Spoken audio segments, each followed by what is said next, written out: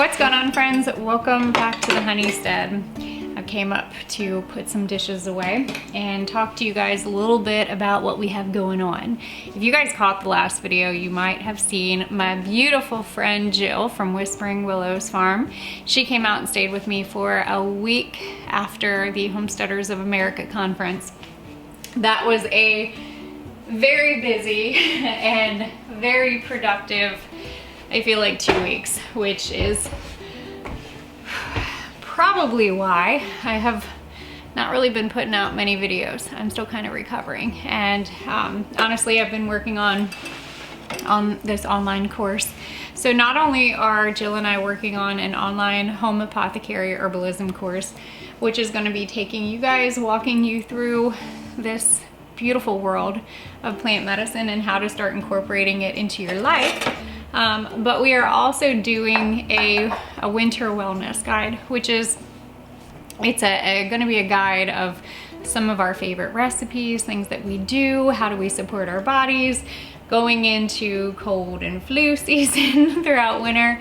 And I'm excited about that as well, and some of my favorite recipes along with hers. But I'm recovering. I'm still recovering. And I feel like I have been slacking on taking you guys along with me on the little thing that we do over here on the Honeystead, which is life. But I also wanted to talk about the Homesteaders of America conference, because I completely didn't tell you guys how amazing our hands-on workshop was. I had about 20 people that came out the Thursday before the Homesteaders of America conference, and it was an absolute blast. They all got to get suited up, and yes, I have that many suits, but they all got to suit up. They came into the colonies. We did a hive inspection on a very beautiful hive. They got to see the queen and identify all of the structures inside the colony, what makes a colony.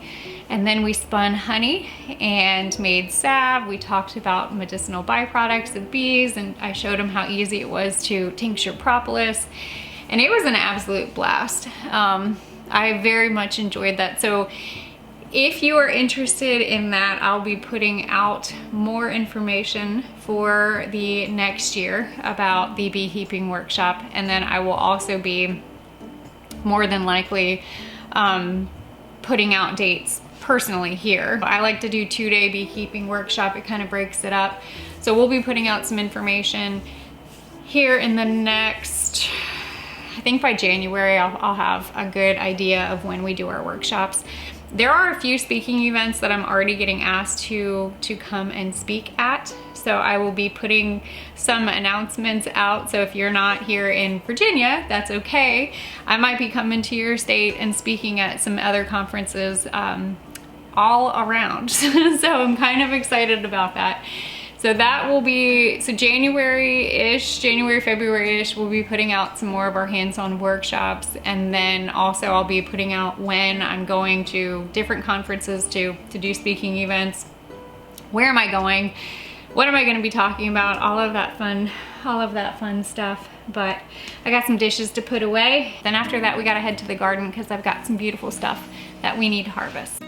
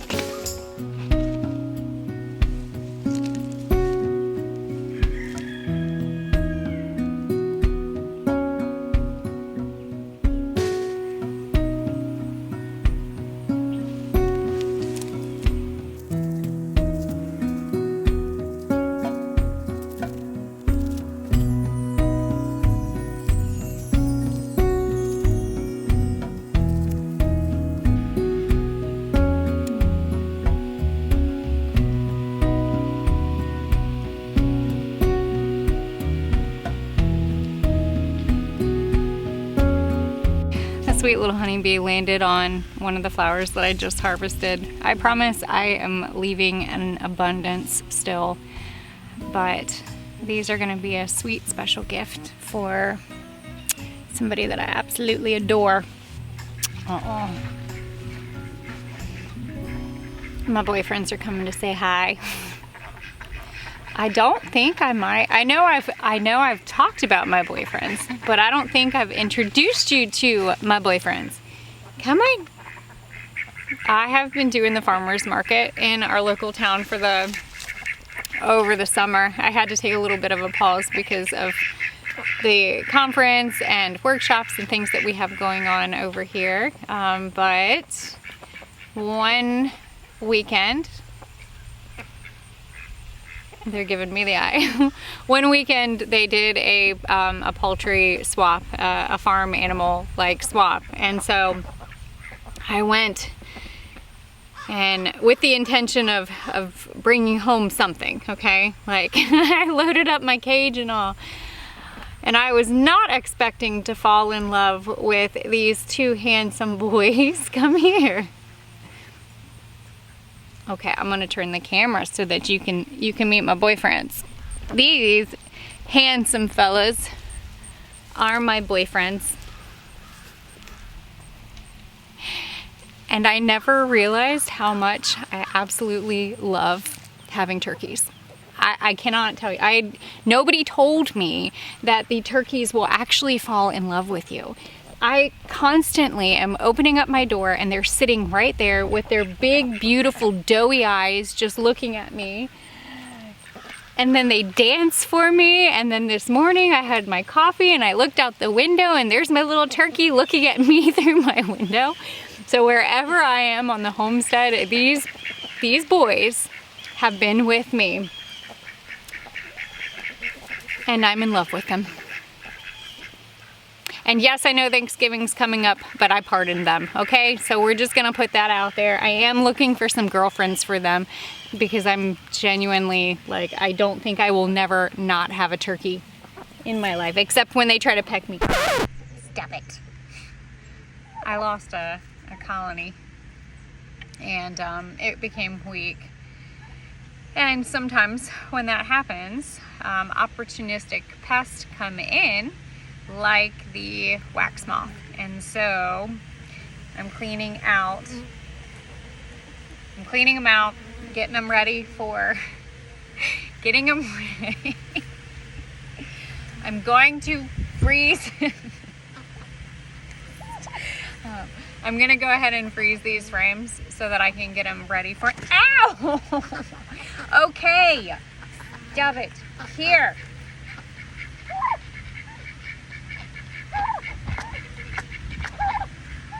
He's helping me.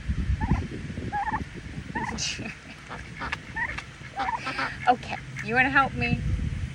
Go, it's a buffet. Go ahead, look, right here. Run it.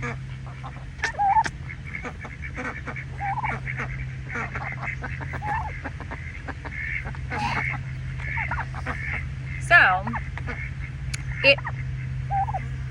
ow! Oh. I've been sitting out here for the last couple of minutes because the sweet girl just keeps going to all the little flowers and it's like, I'm sorry. I didn't mean to take them all from you. I promise I left a lot and there's more that are getting ready to open up. So I was holding off to the last possible moment, but aren't these so pretty? All right, let's go back to the apothecary and load them up in the freeze dryer. Yeah.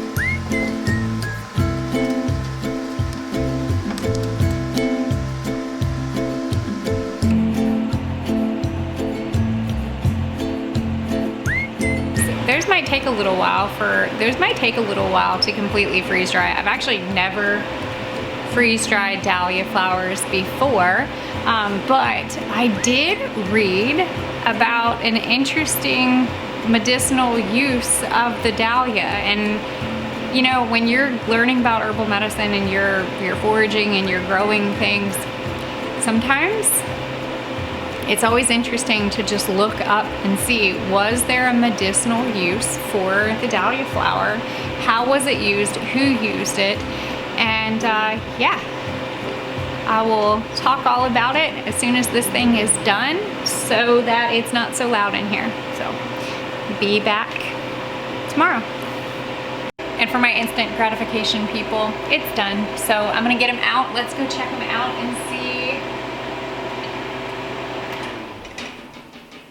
Oops, I forgot to hit the warming button. That's okay. We're gonna just, I typically like to warm the trays when I'm getting ready to pull something out because it's so cold, but I just hit the defrost button instead. But that's okay because I'm gonna end up defrosting it anyways. It's gonna be cold.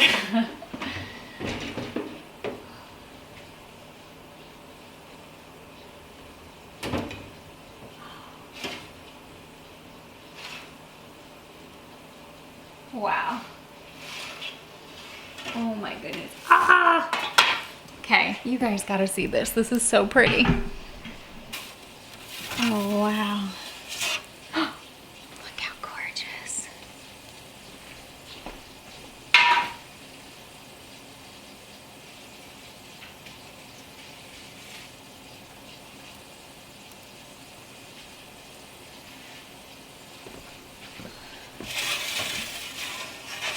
That is so pretty. These are so gorgeous. Look at that one. It almost looks like it's painted.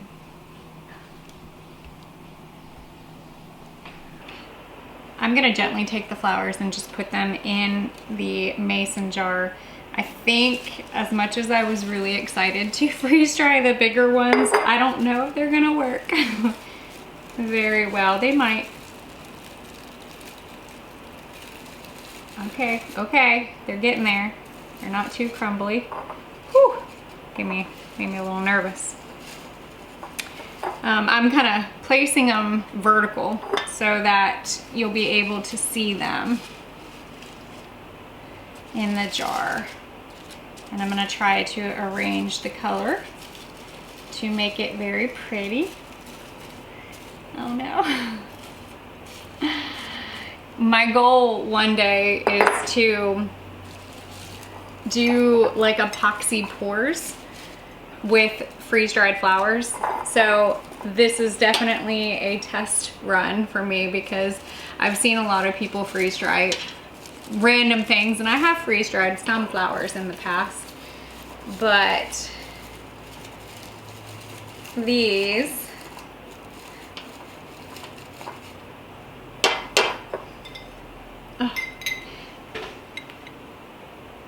look how beautiful.